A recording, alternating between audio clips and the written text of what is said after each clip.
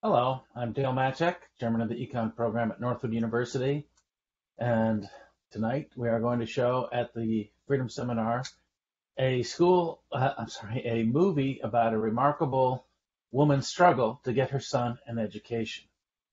Now, if you've joined us for any of the other presentations at the seminar, you'll know how important education is to overcoming poverty and creating opportunity.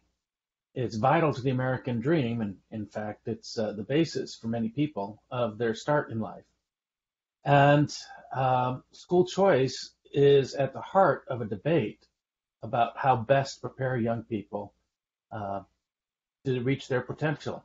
And so, this school choice debate is one that's been going on in social sciences for a long time, in economics in particular, and it's been very studied. And you get papers that say, well, school choice improves education, school choice doesn't improve education. Here's what I have to say about those. Ultimately, why are we allowing social scientists to determine whether or not parents have a choice of where to send their kids to school? Um, why isn't the default to let the parents evaluate whether a school is doing right by their children or not? Um, Now, you may say that this is that parents aren't qualified to make that choice, and that may, in some cases, be true. But I think the vast majority of parents, especially those parents who care about their kids and their kids' future, are actually heavily involved. Like our protagonist in the movie tonight, Virginia Walden Ford, who made great sacrifices to make sure that her child got a good start in life. So my inclination is to trust parents and to use the criteria that parents think are important. Now, if you're a social scientist, you're going to determine whether or not this is a good school or a bad school. What are you going to base it on? For the most part, you're going to base it on what you can measure, and what you can measure are test scores. But I believe there's a lot more to an education than your test score. As we heard from um, Colonel West earlier today, he believes in functional education. What can your education do for you? How does it change your character? These are things that parents are in a much better position to judge than some professor sitting at a desk somewhere in an office in Princeton. So I don't know whether what I'm saying is controversial in America. It seems to be, uh, but in many countries it wouldn't be. So, for example, there's some information. These are the percentages of students that go to government-funded private schools in other countries. Um, let's bear with me here for a moment.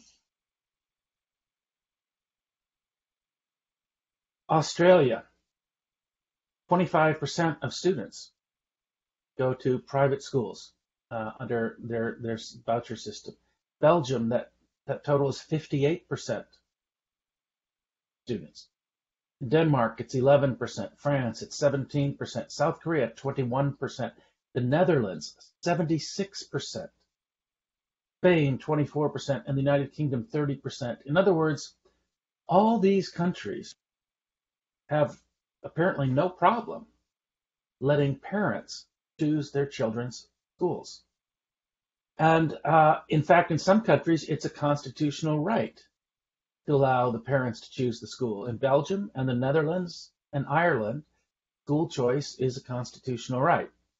As I said just a moment ago, 3 out of 4 children in the Netherlands choose a private school.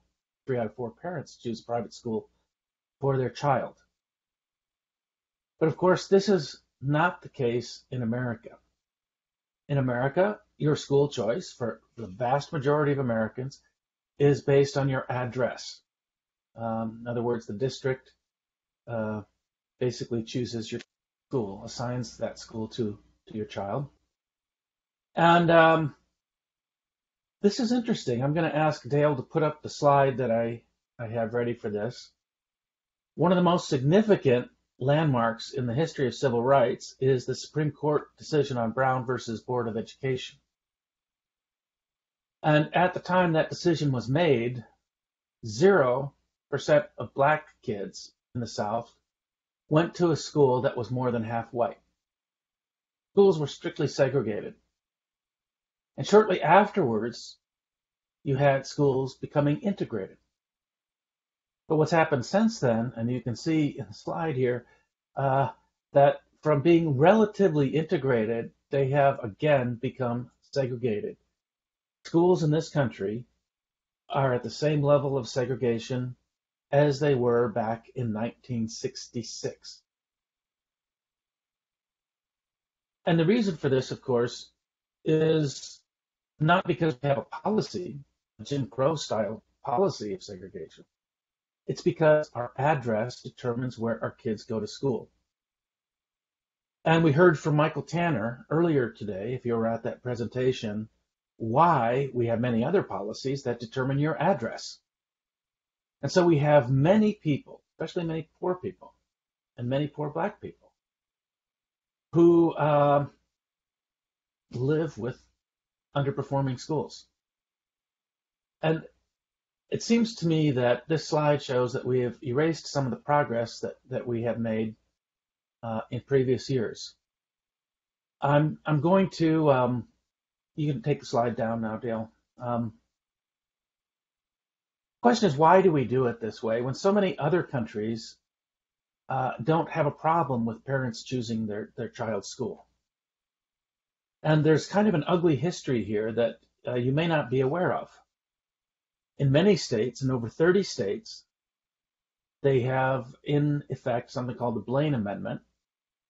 The Blaine Amendment is a bigoted, anti-Catholic amendment passed in the 19th century when most public schools were effectively Protestant in their education, Protestant Christian.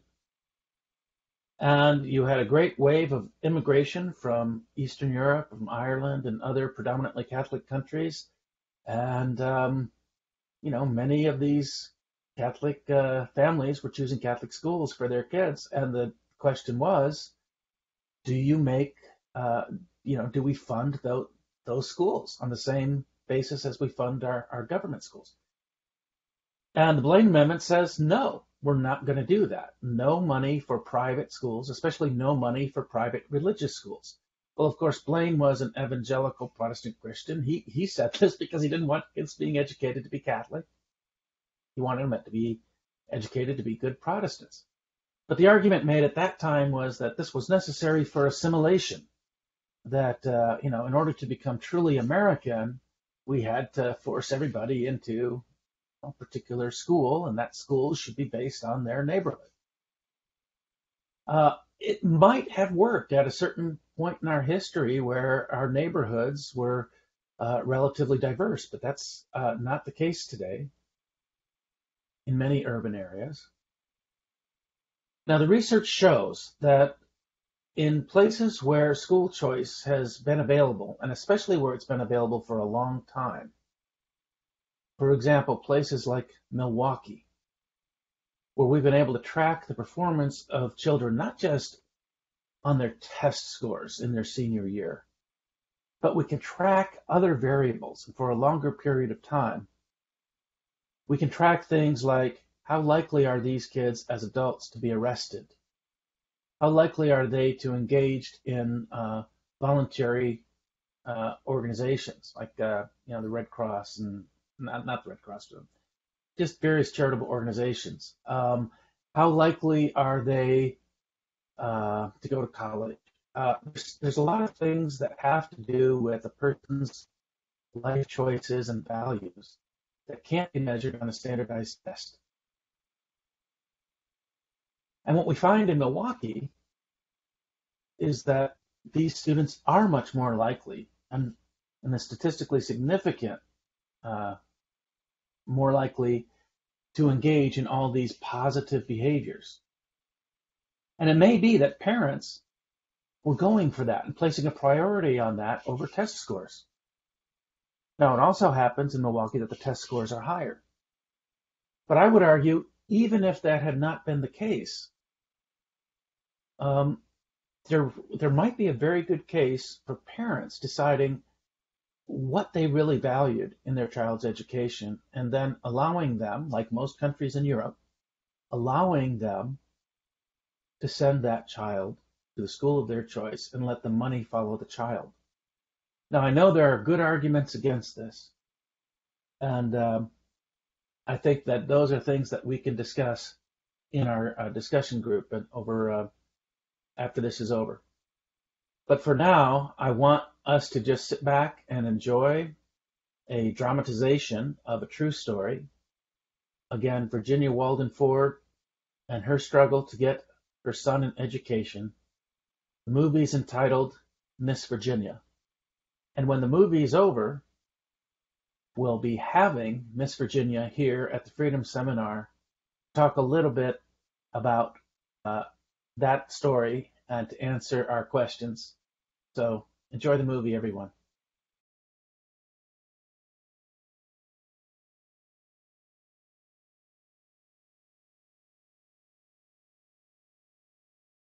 Welcome, everybody. I'm pleased to be here with Miss Virginia, Virginia Walden Ford. Her story, most of us have just finished watching it, and I hope that you found it inspiring. It does show what a determined person can do, produce change, and I am anxious to find out, first of all, how well the movie actually represented the actual events that happened back then. Also anxious to find out what's happened in her life since the movie and how she feels today about the state of education, especially in urban areas. So I'm going to tell you a little bit about her. I think that a lot more will come out during the presentation. So first of all, just a few facts. As by now I'm sure you know, she is one of the America's leading advocates for parent choice in education. She has spent a lifetime trying to create additional educational opportunities for children and families. Both her parents were teachers, I believe, and she and her sister were among the first students to desegregate schools in Little Rock high schools in the South back in the mid-1960s. So she had a historic role to play there. And you saw what happened when she was trying to get her son into a private school, a better school, and all the obstacles that she had to overcome in order to do that, not just for her own family, but for many families. She's an inspiration to us, and I want to welcome her here to the Freedom Seminar. Welcome, Virginia. Thank you so much. I'm so excited to be here. I've been looking forward to this for weeks. well, we appreciate it. So I first want to start off with a little bit of your background, if you don't mind. Sure. We were sharing a little bit off the air, and your passion for education, which comes across so clearly in the movie, didn't come out there. So I'd like you to talk about where did that passion for education come from? Well, that actually came from my parents. And my father was a self-made man. He was started off leaving home at 13 to find education because the city and state he lived in didn't offer a higher education to African Americans.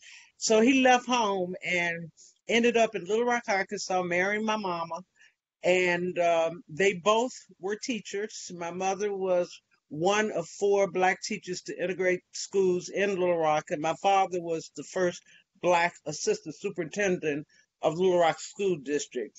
And they made it very clear to their 5 daughters that they had great expectations for us. They expected us to do well. They put pressure on us. But we understood after talking to them and being around them that education was really important. And so even as young girls, we knew that we wanted to get a quality education. We wanted to learn. We wanted to study. We were all really good students. That was part of the generation where people oftentimes didn't go to college, but all five of us were expected to go to college. And we did, and we enjoyed it and we enjoyed learning. But having been in the group of the first African Americans to go into city schools here in Little Rock was hard for me. I expected to go to the Black High School, which was a small school with my older sister's friends. And so when I was presented with going to Little Rock Central High School, where in 1957, the Little Rock Nine went in the Central and had a horrible time, and that's all I'd heard about. And so I remember telling my father, I don't want to go here. I want to go to home man. Y'all must be crazy. And my dad looked me in the eye. He actually put his hands around my face and said, look at me. You have a responsibility to not only to go to Central, but to do well. You have younger sisters, and how will they see you if you don't do this? And at 14, I took that so seriously. That one statement shaped more of who I am than anything else could have ever. So I went to Central and I did well, but I never lost the desire to make sure that myself and anybody around me had an opportunity to do well. But, life gets in the way. I got married, had kids,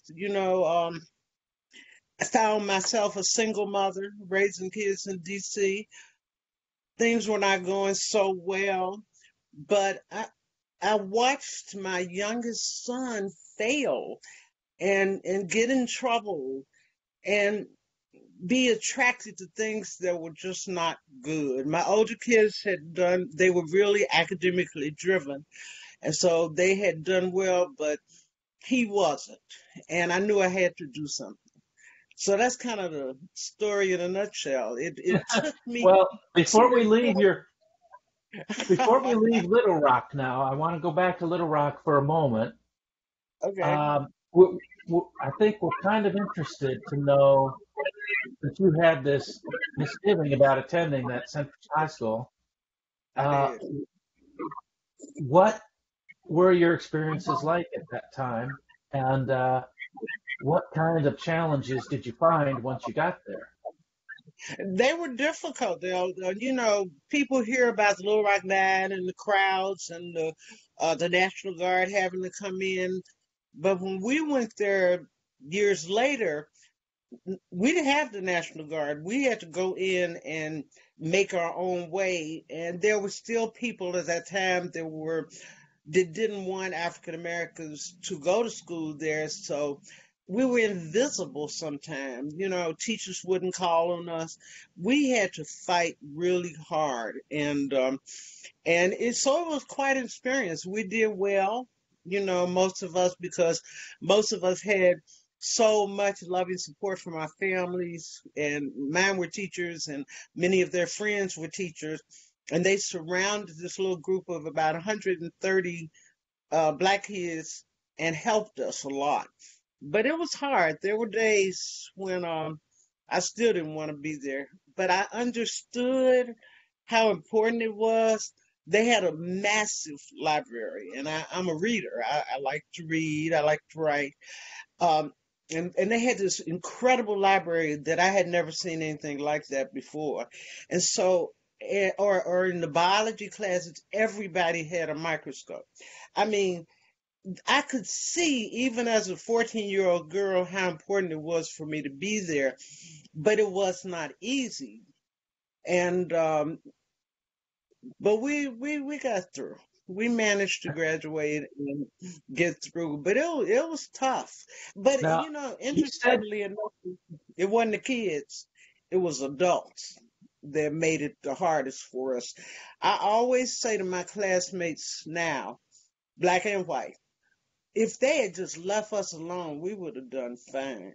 But there were always people standing in the way of us building friendships and relationships. But somehow we managed to, get through, and we actually are friends now. We have reunions and everybody goes back, black and white. And so we learned a lot, a sometimes we great deal. forget how far we've come since those days, and I just want Yeah. to emphasize that what we hear about. I'm going to put myself in the class of a younger person. What we younger people feel about. We hear about Jackie Robinson and how he broke the color line and the Yeah. courage that he showed. But the reality is, there's a 14-year-old girl who's breaking the color line in a way, Yeah. and kids younger than you in Little Rock. Oh, and that is a story that we sometimes forget. It was a lot of people. A Did lot of you people. ever did you ever feel, for example, I know in Jackie Robinson's case, did you ever feel the pressure of representing the Black community in this environment? Did you ever feel like that was an additional burden? Absolutely. You'd go coming home from school and you go by people in the neighborhood and somebody would say, I know you did well today in school, up the street, and our little group of kids, everybody was hoping that we would do well. So that's a lot of responsibility to put on a group of kids. I mean, if we failed the test, we not only had to face our parents, but we had to face the whole neighborhood and the church and the community center. And so you did feel responsible. And then, just like my father said, I had two younger sisters. I couldn't fail, because I had to set an example for them. You know, my twin, I'm an identical twin, so my twin and I, we had a lot of responsibility thrown on us to do well. You know, if we failed, then all those people that fought and died and were put in utter turmoil in their lives during the civil rights movement, will we be letting them down? And we didn't want to let them down. We were really good kids. And so we didn't. And I'm sure you made your parents proud. Yeah, Now, they were proud. now I want I to They were want to proud. get back to your Washington D.C. struggles. It seems in the movie, I don't know whether this is the real problem. It seems in the movie that it wasn't so much the teachers that were failing your kids as it was the peer group there. Would you say that's accurate? The kid, my peer groups are the kids' peer groups. The kids. Yeah, I mean, I think that um, what happens is schools, urban center, and what happened during those days where people didn't seem to care about the kids. There were those middle ground kids that just needed a little boost to do well.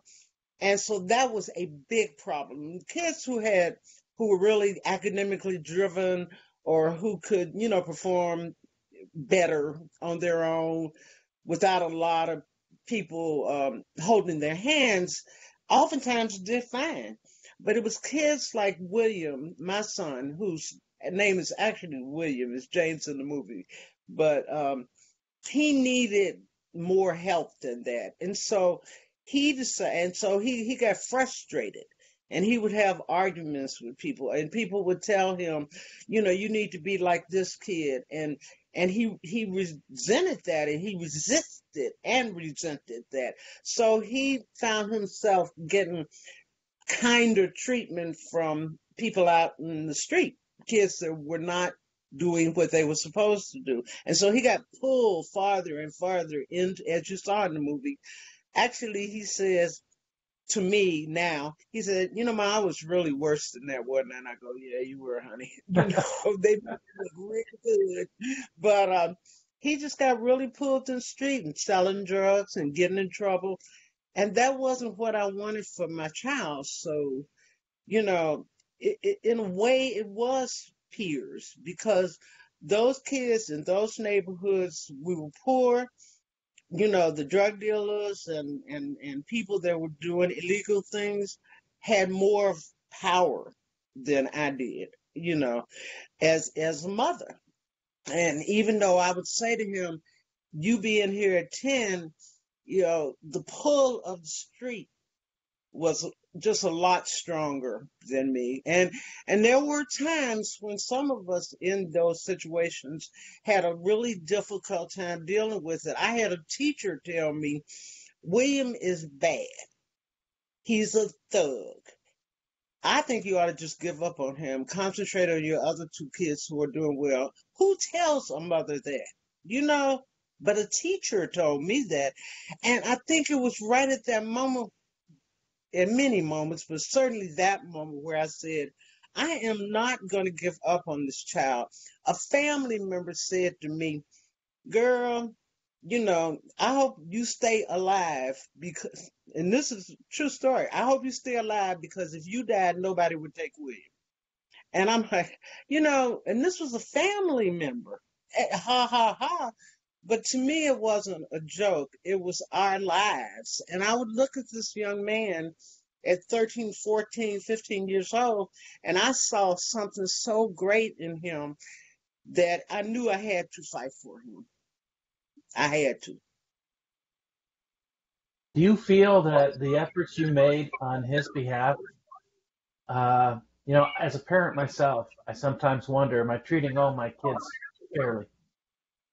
You went through a lot of financial sacrifice for William. Did you ever feel that that was, you know, maybe putting your other kids, maybe hurting them a little bit? The other kids were older, and like I said, they were more academically driven, and so they found their kind of their own ways. And believe it or not, kids and I have talked about this over the years, and they at one point they probably did feel like he gets his way. I do everything for him, but we reconciled that long ago. You know, they understood that if I didn't fight for their brother, then he may not make it, you know. And they were real strong willed. Even now I look at them as adults and they're all really strong. They're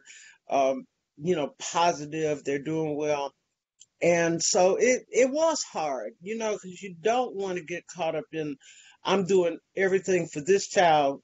Let me do something for this one too. But I don't have the resources or the time or all those kind of things. But they got it. He's the baby.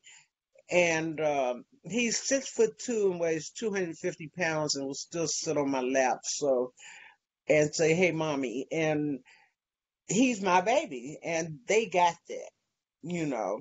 And so we had to fight for him. We all fought. The other kids fought as well. All right. So as I'm speaking to you now, I want to encourage our audience to use our Q&A function on the right-hand side of your screen. May not get to your questions for a little bit, but if you think of them, if you put them in there, we will get to them, I promise you. Now, Virginia, I'm an economist by training, and so I do social science research. I look at statistics, and I read a lot of the research on school choice. And that's hard to tease out, you know, is school choice good for students? Is school choice bad for students? A lot of times, you know, the media will spin it one way or another. Yep. But I think, you know, one of the things that always troubles me about the research is we actually are only looking at numbers. to Exactly. evaluate what impact that had on those kids. And I Yeah. want to know from you, what's what are we missing? What is it about school choice that these scholars don't quite get? You know, in my opinion, they're not looking at the kids. I know the numbers. I was forced to learn a lot about the statistics and the numbers and the laws and the policies and all of that.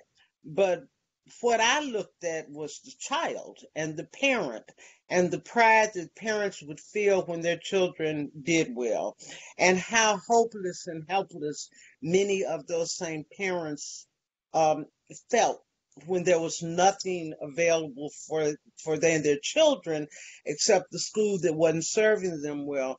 I support every delivery system. I think that the point of school choice for me is that parents should be able to choose a school, no matter what it is, that works best for their child. If my daughter did fine in traditional public school, she's a writer, she was head of the newspaper, she found her way.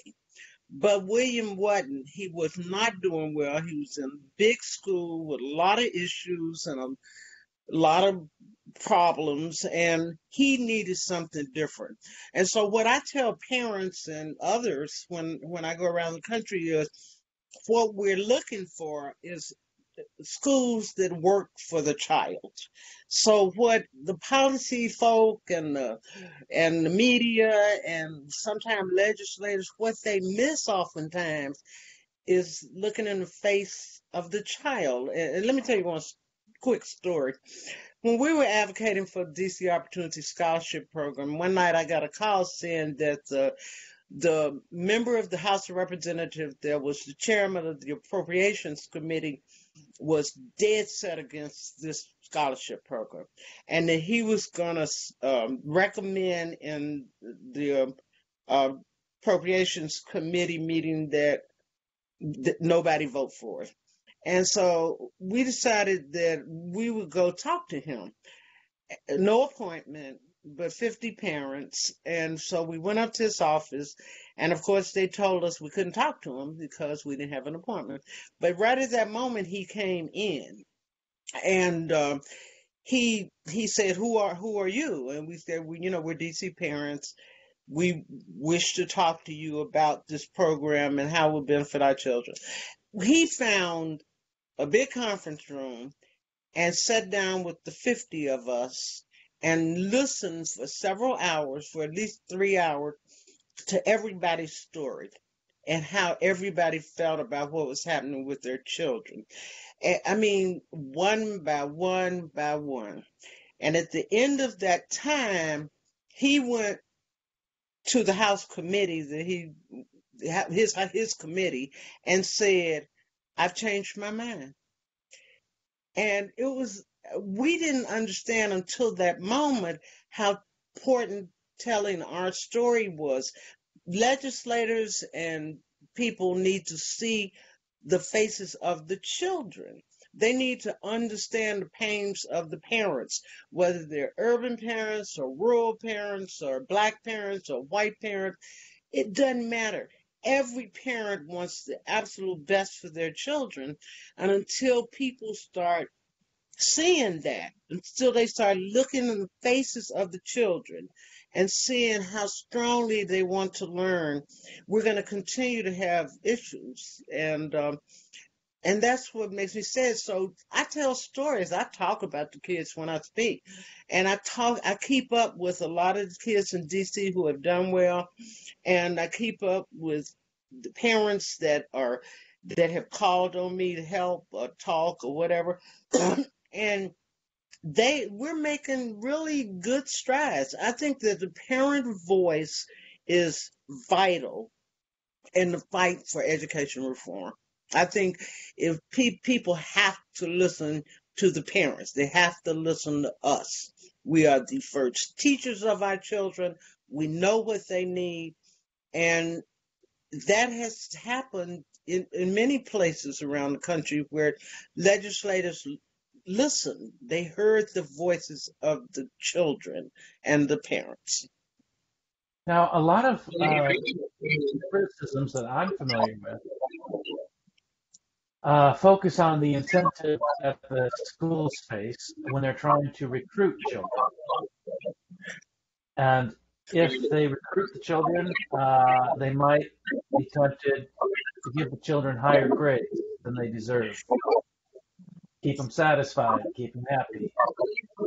Or they might use, different kinds of marketing strategies that don't really impact the child's education, but might impress parents. There's a there is a line of criticism that says parents are susceptible to slick marketing campaigns, grade inflation, these kinds of things. What do you think of that? I think that though there's so many myths about parents and what they can and cannot do. But in my experiences, parents are harder on what they desire for their children than sometimes you would expect them to be. I remember initially, I work with all parents now, but initially I worked with low income parents in DC. And the general knowledge was low income parents did not have what it took to make decisions for their children. I mean, I got told that a million times. What I found was that they knew exactly what they wanted for their children. So it's just not fair to not give them. I go and give them that pat on the back, say, you know what you want. I go into meetings and parents would have lists of what they expected from their children, that they wrote out so that they wouldn't forget to share something in the meeting. And so I think that in order to keep people from embracing parental choice, those myths are thrown out there oftentimes by people who oppose school choice or parental choice for whatever reasons. But parents are amazing. And I don't care if you live on a ranch in Texas or a rolling hillside in Idaho or the urban centers in New York or DC or Philadelphia. Every parent wants the best for their children. And I have met no parent that could not articulate that. I know what I want for my kids. So we just have to keep saying, ask the parent, the parent voice is vital. It helps make children do better when their parents are engaged and involved. And, we always said during the early years, we say, wow, the bonus to this is you get the fighting for legislation is you get this really involved parent, who nobody's ever listened to. Too many parents have told me over the year, I tried to tell them, quote unquote, what my child was like, but they didn't listen. So I think that the opposition uses a lot to confuse people. I'm being really nice. To confuse people and to throw them off. The question I get asked all the time is, why is there so much opposition in Congress and black congressmen and stuff in the African American community? It's not. The black African American community loves school choice. The legislators do something different. And that's why my relationship with African American legislators has always been really troubling, because I've always said to them, so why do you oppose this program? You don't want to see kids in schools that really work for them, and nobody can ever answer that for me. So I think it's a lot of myths to go around. There's a lot of people that, just try to keep those that are in power from hearing the truth. I tell the truth. Now, here's another criticism that I hear sometimes, and this was actually part of the movie too. When you were making financial sacrifices for your son, and he saw those sacrifices, uh, does he value his education more highly? Does he try harder than when it's given to him for free through the voucher? We, Or you know, most vouchers there, I don't know if the DC Opportunity Scholarship Program was an amount of money, but it was not the full amount of money to pay for the private school. So parents were given an amount of money, and then they had to pay the additional costs. So the schools help, grants help, we help find grants and stuff. But I never had a parent say, okay, my responsibility is going to be $2,000. I'm not going to send my child there. Every parent that I ever talked to said, my part is $2,000, Miss Virginia. Okay, let me go. We're gonna find $2,000 if I had to get two more jobs. Parents will make those sacrifices for their programs, and but most scholarship programs, most voucher scholarship, do not cover the full cost of tuition. So parents have always had to have a stake in it, and I don't know whether it made some better students or better parents or better whatever. I know that parents have had to fight hard, and I have seen more parents that really struggled and fought and made sure that whatever their responsibility was, they made every effort. That's why, there were organizations like mine that would help them out. We'd help them find grants. The schools helped, and but it's never been still easy.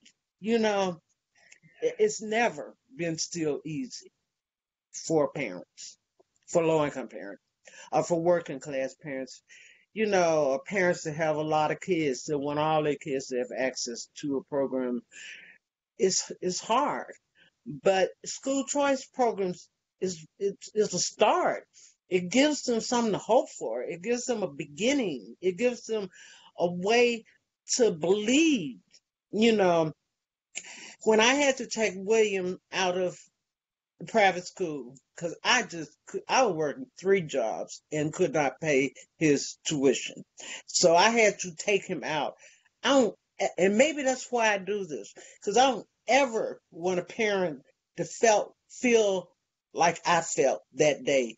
And that part in the movie, I can barely watch that because I remember what it felt like to tell him he couldn't go back to that school. I remember it like it was yesterday. So every parent, that's what made me fight. I want parents to have some kind of head start. Parents that have not been looked at seriously, have not been involved in their kids' education for whatever reason. I want them to have a head start, and these programs give parents hope, just hope. We haven't asked for a lot, but we do ask for hope. A few $1,000s would have kept William in private school, you know, but I didn't have it. And no amount of jobs was going to help me get enough to pay my living expenses, take care of my other kids, and pay that tuition. And I tried harder than anything, and couldn't do it. was there ever a point where you said to yourself, this this is too hard, this is over, I have reached the end, I tried my best, but was there ever a point where you felt like quitting? No. Because most of the time I would say, I'm tired. I can't do this no more. And then I go, are you crazy? You are going to do this. It's like two people talking back and forth to each other. I never seriously thought about giving it up. And I'm going to tell you why. Because I made a promise to the parents that I serve that I would never give up, that I would be with them until that program um, came into fruition. And I don't like letting people down. And so every time I would look in their faces and the faces of their children, and I'm not even different from, there are hundreds of leaders all over this country who felt exactly like I felt. When you look in the faces of the people that you love and serve and work with and lead, and you tell them you're going to give up, that's just bad. And I wouldn't do that to people. I just, but I had rough nights. The movie doesn't show a lot. I mean, it's real enough to make me cry, but there were additional difficulties. I had death threats, and somebody threw a rock through my window one night and yelled Hold some on, terrible things. hold on Yeah. here. You had death threats? Yes. Who was angry enough with you to The opposition, whomever that was. And there was a point where the groups that I was working with said maybe we need to get you some protection, a bodyguard or a police officer to watch your house. And it was scary. And matter of fact, at one point, I said to my children, because I was afraid for them, I said, if you all want me to stop, the only people that could have made me stop were my kids, my own kids, saying, we're too scared. But what my kids said was, Mama, we are really proud of you. We know you are looking out for not just us, but for other children. We're fine. And they were. But once you start fighting for education for all children, for America's babies, it's hard to stop. William is 38 and I still fight.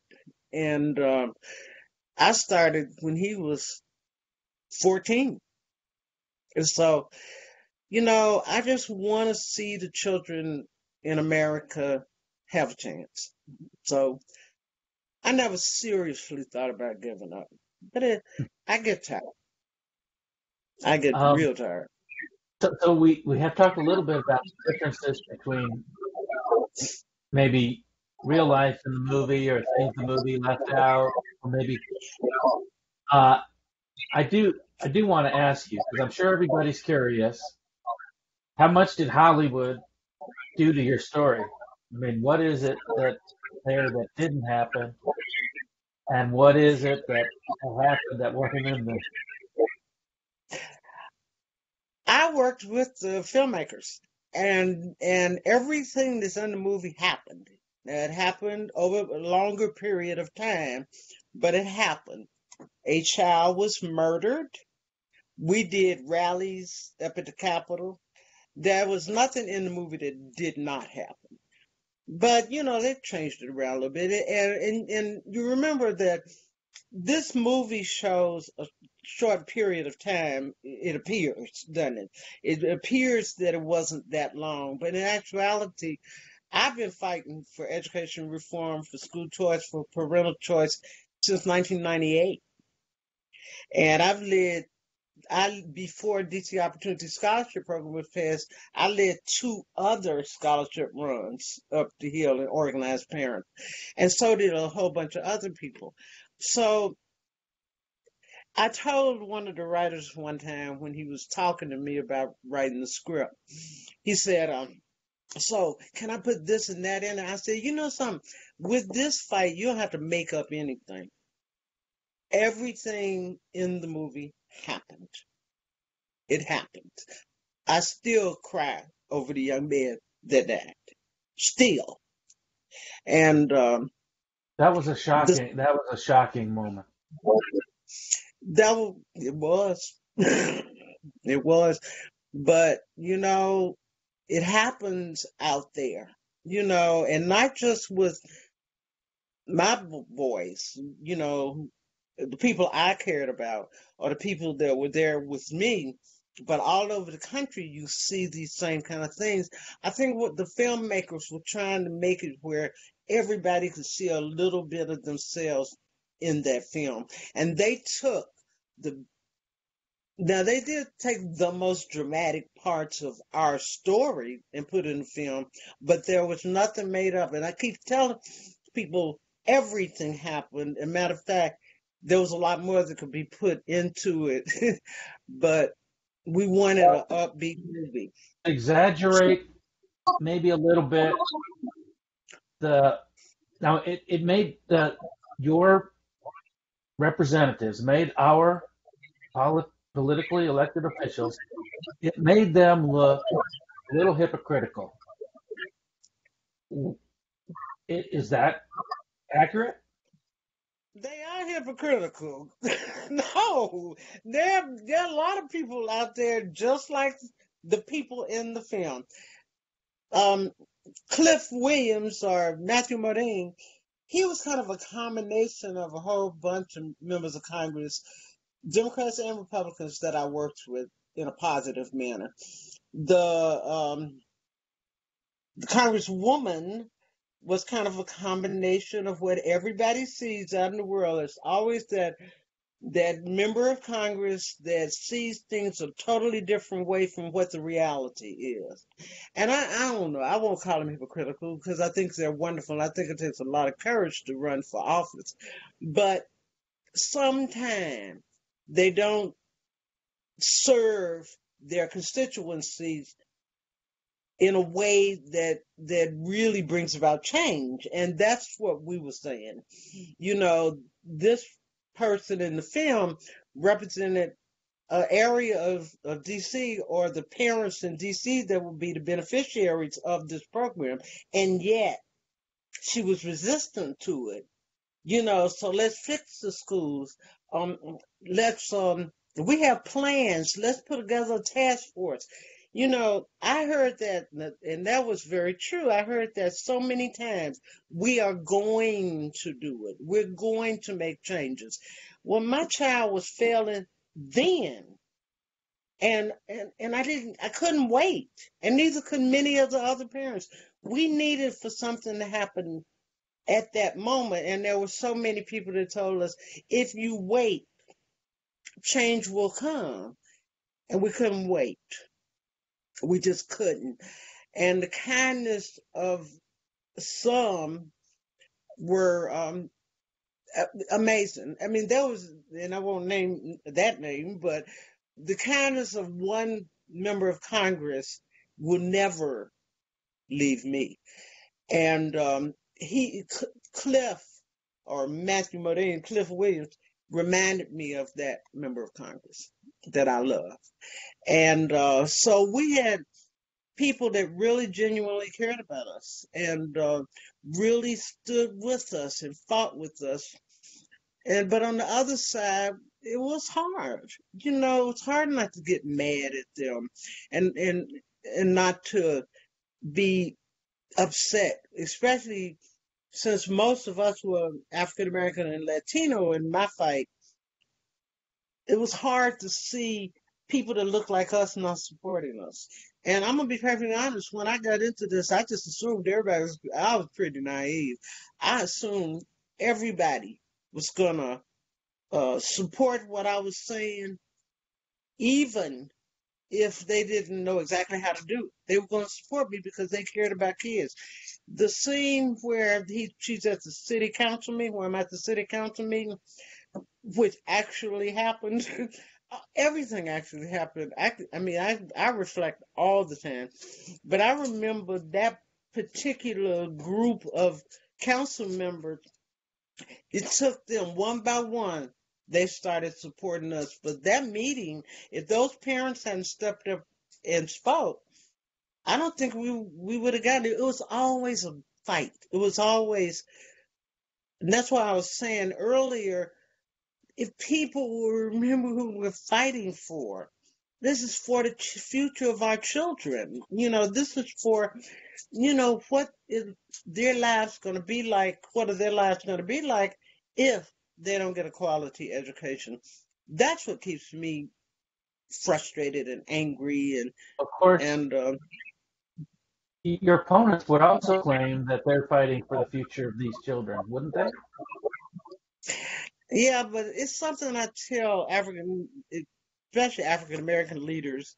That's my big experience. And during the civil rights movement, people fought and died to get into public schools.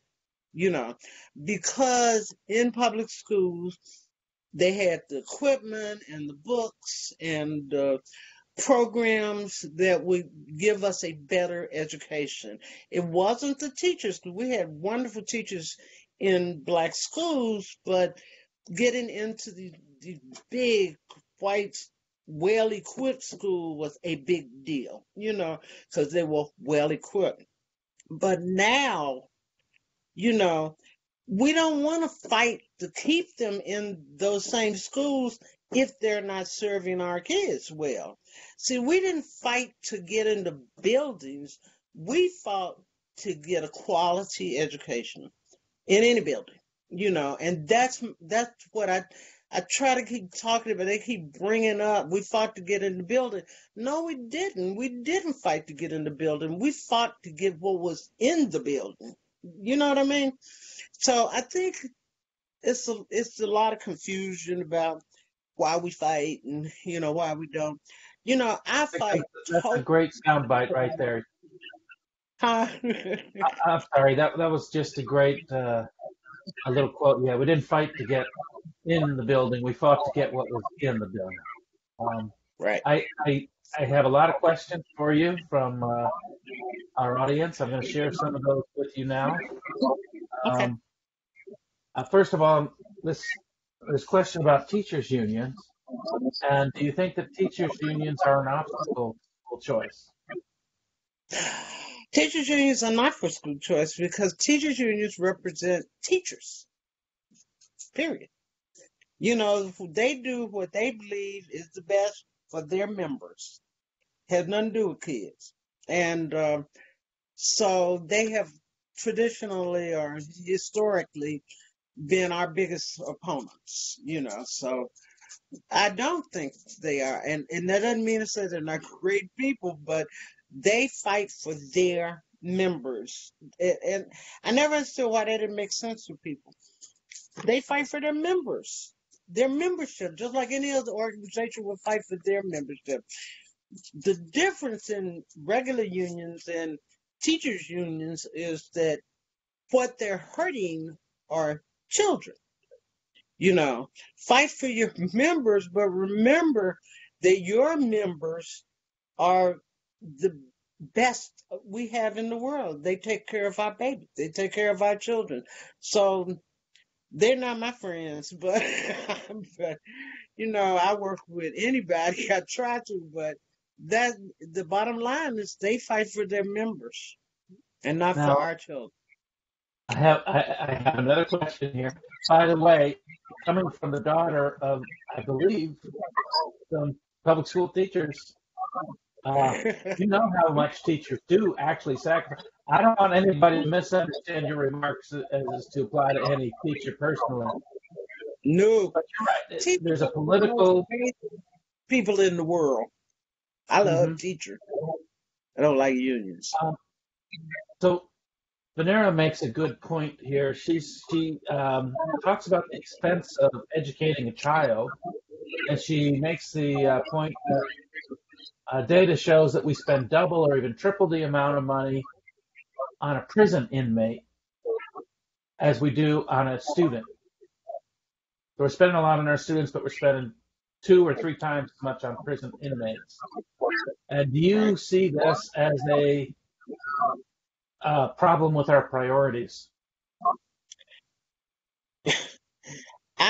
Yes.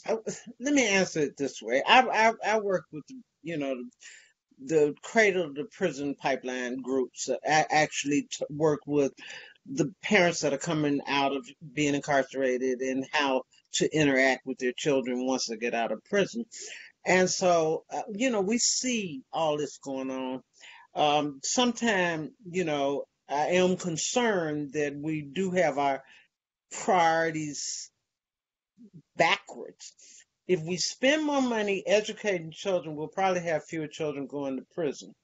So, I mean, I really believe deep down that an education is the answer to poverty and crime and all those kinds of things. I believe that when you get a good example, I have a young man that went through the Opportunity Scholarship Program. I met him in the ninth grade, and I asked him, just chatting with him, I said, "So what do you want to do when you grow up?" Because we were meeting with the kids for the first time. And he said, "Well, I'll probably be a drug dealer, and because that's what my father does." Ha ha. But his mother said to me later, and I said, "Oh, come on." And his mother said to me later, "No, a lot of these kids really think that way.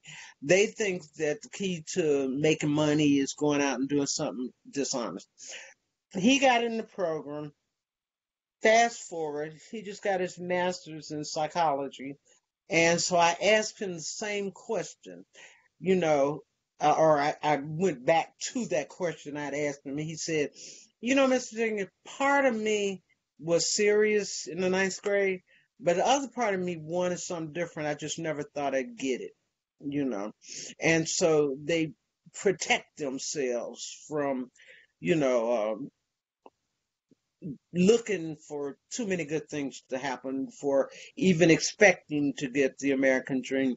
So I think that, and that's why I've been doing this for 20 years. I think more than 20 years. I think that if we continue to fight to get our children the best educations possible, whatever the delivery system is, then I think that we will reduce the numbers of people going to prison. And because we've proved that in many ways. I mean, and unfortunately, with civil unrest and everything that's going on in the country right now, and COVID and stuff, we've seen a lot more crime in Little Rock where I live, and that concerns me.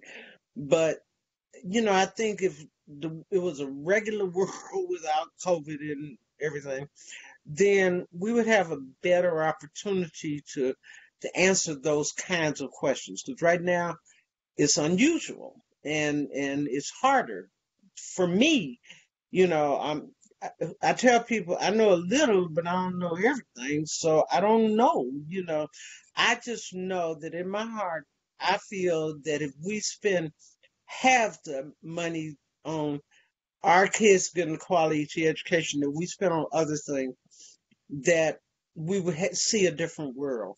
I believe in a world with hope. I believe in the future of these young people that are on this call probably. And I, I love the idea that they will take whatever lessons that we can teach them and take them into their future. My kids are amazing, and my own personal kids. But they had to hear this all the time, so they better been amazing. But they are really great kids. And, because my focus has always been on their getting a quality education. On Saturdays, we had school at my house. And I taught them what I didn't think they were getting in school. And one of my sons is in his 40s, and one of his friends said to me, "Oh, Miss Virginia, I remember Michael and them couldn't go out until we finished school, so we came and did school." So I'd have a dozen kids in my living room, and we'd be talking about the world and life. So I think that that's where we have to have our focus. Well, that just Period. reinforces how important parents are as well as teachers. Uh, Brad Getchell, welcome. Glad to see you here. He has a question for you, Virginia. You seem like a very optimistic person, so I'm hoping that you can give an optimistic response to his question. Do you think the time will ever come when across all 50 states, kids will have a choice of where to go to school? And how will that happen? What are the next steps to make that happen? Well, 33 states have school choice programs, so, and the District of Columbia. And in the last month, 5 states have passed school choice legislation that just thrilled me. I am optimistic, but I'm optimistic with a realistic spin to it. I mean, I believe that more and more people are getting involved the right way. More and more people are seeing that we have a response, just like 50 years ago when I was a young girl, I had a responsibility to do well in school. We have a responsibility to make sure that our students, our children, get a quality education. And I use that word because I believe it. A quality education, the education they deserve. So I don't know if it'll ever hit all 50 states, but I know that this legislative session in several states has been amazing. Kentucky passed school choice legislation. Missouri just passed a tax credit like yesterday, or expanded their tax credit program. Iowa expanded their tax credit program. Little Rock, Arkansas just passed a tax credit program that I'm going to go watch Governor Hutchinson sign next week on my birthday. And so you can't help but have hope. It just happens to be on my birthday, but I thought for all that I fought for the last 20 something years, how great is it to have legislation signed on your birthday? That's the greatest thing ever. And so, I have no idea what's going to happen. I know that and I'm not getting any younger, but as long as I'm able, I will fight. I will talk. I will tell people how I feel about it. I will make sure that the children that I have some responsibility for, which in my mind is every child in America, gets a good shot, gets a better opportunity. And I'm just really delighted at what I've seen over just the last month. So we'll Well, see. I think with you advocating for them, I think every child in America's got a pretty good chance. Well, I okay. really, I think I speak for everyone here when I want to express our appreciation. We realize that it maybe began as a fight for your own child, but it certainly benefited all of us, and is continuing to benefit all of us. No matter how anybody feels about this debate about school choice, I don't think anyone can deny your intentions here, and I just want to express my appreciation and thank you for being here tonight. I want to thank Thank you all. everybody else who joined us tonight. It was a great event. Thank you. Well, this has been great. And students, be positive. Go forward. Use your voices. Fight. Bye.